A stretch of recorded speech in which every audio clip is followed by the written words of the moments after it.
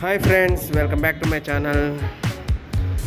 ఇప్పుడైతే ప్రజెంట్ మేము మిర్యాలగూడ టు కోదాడ వెళ్తున్నాం. బైక్ మీద ఉన్నాం. ప్రజెంట్ టెంపరేచర్ అయితే 40 degrees ఉందండి. చాలా హీట్గా ఉంది, మామూలుగా లేదు. చాలా వేడిగా ఉంది రోడ్డు మీద. ఆ రోడ్డు జర్నీ అనేది చాలా టఫే ఇప్పుడు సమ్మర్లో. ఎందుకంటే ఆ రోడ్డు హీట్ అంతా కూడా కాళ్ళకి తగులుతుంది. చాలా వేడిగా ఉంది. ఇంకోటి ఏంటంటే అసలే అది డాంబర్ రోడ్ కాబట్టి ఆ హీట్ అంతా ప్లస్ బైక్ కాబట్టి బైక్ దగ్గర ఇంజన్ నుంచి వచ్చే హీటు రెండు కూడా కలిసి ఇంకా చాలా హీట్ అయిపోతుంది ఎండ. ప్రస్తుతానికైతే హెల్మెట్ ధరించాము, నో ప్రాబ్లం. బట్ ఎండే చాలా జాగ్రత్తగానే వెళ్తున్నాము.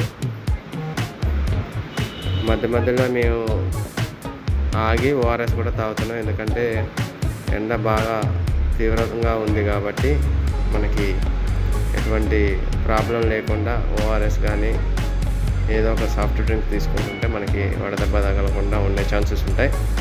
సో అసలు మ్యాటర్ ఏంటంటే మా ఫ్రెండ్ వాళ్ళ బిగ్ బ్రదర్ పెద్దన్నయ్య వాళ్ళ ఇంట్లో ఈరోజు దేవుళ్ళకి పెట్టుకుంటున్నారు.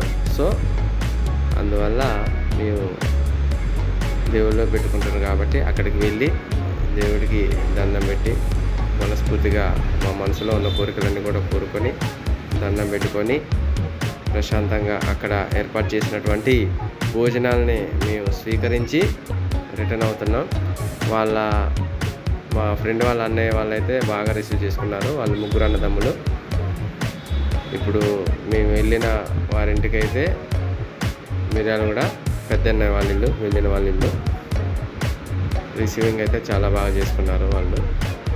సో ఇక మనకి తెలియని ఏముంది, దేవుళ్ళో పెట్టుకోవడం అంటే ఖచ్చితంగా ఎల్లమ్మ దేవుడు.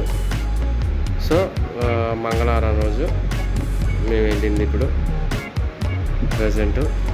కాకపోతే నాకు కొంచెం టైం లేక ఈ వీడియోని ఈరోజు అప్లోడ్ చేస్తున్నాను.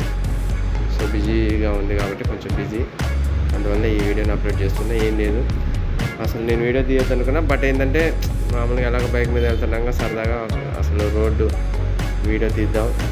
ఆ చుట్టూ ఉన్న చెట్లు, ఆ పొలాలు అన్నీ మొత్తం ఎండిపోయినాయి. మొత్తం వ్యవసాయం మొత్తం ఇప్పుడు వరి కోతల టైము. ఆల్రెడీ సమ్మర్ స్టార్ట్ అయింది కాబట్టి ఒక 15 days బ్యాకే ఆల్రెడీ అన్నీ కూడా వరి అనేది కంప్లీట్గా పూసేశారు. మొత్తం ఎండిపోయి ఉన్నాయి భూములు. ఇది వచ్చేసి దగ్గర నేరేడు చెర్ల, గరిడిపల్లి ఆ ఏరియాలోకి వచ్చేసాను. దగ్గర ఇంకొక 45 minutes to 1 hourలో రీచ్ అయిపోతాం కోదాడ. మొత్తానికైతే ఎండ తీవ్రత చాలా ఘోరంగా ఉంది. 40 degrees Centigrade అదిరిపోతుంది. రోడ్డు మీద మామూలు హీట్ లేదు, ఒక రేంజ్లో హీట్ ఉంది. ఒక దగ్గర అయితే ఆగి కూల్ డ్రింక్ తాగాము.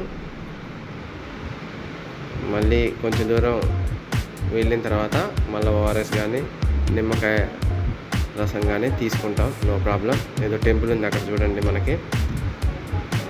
సో మా ఫ్రెండ్ వాళ్ళ అన్నయ్య వాళ్ళు అయితే బాగా రిసీవ్ చేసుకున్నారు, దేవుళ్ళో పెట్టుకున్నారు కాబట్టి ఇంకా మీకు తెలియనిది ఏం లేదు.